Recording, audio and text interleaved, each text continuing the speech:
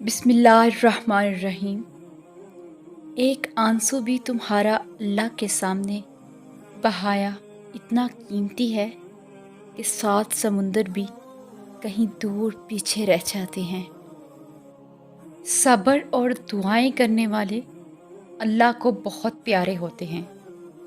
اگر وہ آزماتا ہے تو یقین رکھنے والوں کے لیے مدد بھی بھیجتا ہے، صبر کرنے والوں کے لیے صلہ بھی تیار رکھتا ہے۔ توکل رکھو، کیونکہ اللہ کے معجزے توکل رکھنے والوں کے لیے ہیں، تمہارے لیے ہیں۔ اور جس نے دعا مانگنے کی توفیق دی ہے تو اس دعا کو قبول کرے گا بھی وہی۔ مایوسی تو کفر ہے نا، پھر کیوں مشکل لگ رہی ہے زندگی؟ زندگی اللہ کی طرف سے امانت ہے، پھر کیوں کسی ایک کے چلے جانے سے مایوس ہو رہے ہو؟ دیکھو، کوئی ساتھ چھوڑ جائے تو یوں ہمت نہیں ہارا کرتے۔ یقیناً وہ وقت بہت ہی قریب ہے کہ جب تمہارا رب تمہیں خوش کرنے میں کوئی کسر نہیں چھوڑے گا، بالکل ویسے ہی جیسے کہ تم نے اس کی رضا کے لیے اپنی خواہشات کو قربان کرتے ہوئے اپنے صبر سے اسے راضی کرنے میں کوئی کسر نہیں چھوڑی۔ اللہ نہیں ہارنے دیتا اسے جو اللہ کے لیے ہار بھی قبول کر لے۔ دیکھو، یہ زندگی تو اللہ نے دی ہے نا، تو اللہ کی دی ہوئی چیز سے یوں ناخوش تھوڑی ہوا کرتے۔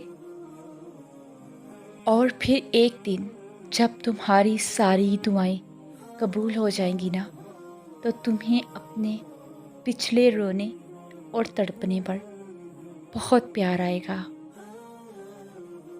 کبھی ایک دفعہ ممکن ناممکن کی حد سے باہر نکل کر اپنی کوئی چیز اللہ سے مانگ کر تو دیکھو، جلد نہ سہی دیر سے ہی سہی ضرور دے دی جائے گی۔ سورہ یوسف مثال ہے، کچھ چیزیں لمحوں میں نہیں دی جاتی، وہ اکثر صدیوں میں تمہارا حصہ لکھ دی جاتی ہیں۔ ارے اللہ تو کہتا ہے کہ میں پکارنے والے کی ہر پکار کا جواب دیتا ہوں، تو تم نے کیسے سوچ لیا تمہاری تڑپتی آواز وہ نہیں سن رہا، تمہاری پکار کا جواب نہیں دے گا؟ بس تم صبر رکھو، وقت آنے پر وہ تمہاری پکار کو سنے گا بھی اور جواب بھی بخوبی دے گا۔ اور معجزوں کی راہ تو اللہ آخری سانس تک کھلی رکھتا ہے، تو تم تب بھی دعا کرتے رہنا جب تمہارے پاس قبولیت کی کوئی بھی وجہ باقی نہ رہے، کیونکہ بے بس تم ہو، وہ تو پل میں نصیبوں کو بدل سکتا ہے اور لمحوں میں دلوں کو موڑ سکتا ہے۔ ہو سکتا ہے کہ تمہاری چاہت تم سے بس ایک قدم کے فاصلے پر ہو سکتا ہے کہ اس رمضان ان کے معجزے ہوں، اور تمہاری یہ بے بسی ہمیشہ کے لیے نہیں ہے۔ تمہارے لیے تو اللہ نے ان کے صلے سوچ رکھے ہیں،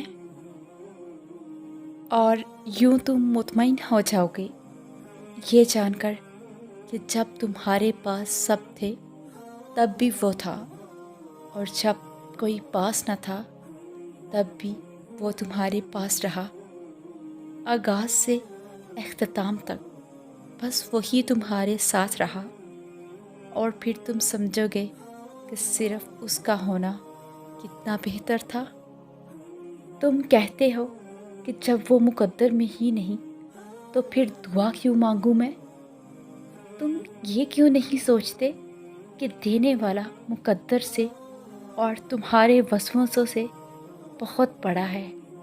اور جب دل تھک جائے تو جان لو کہ آسمان سے تمہاری مدد کے لیے قبولیت کا اب کوئی نہ کوئی دروازہ کھلنے لگا ہے۔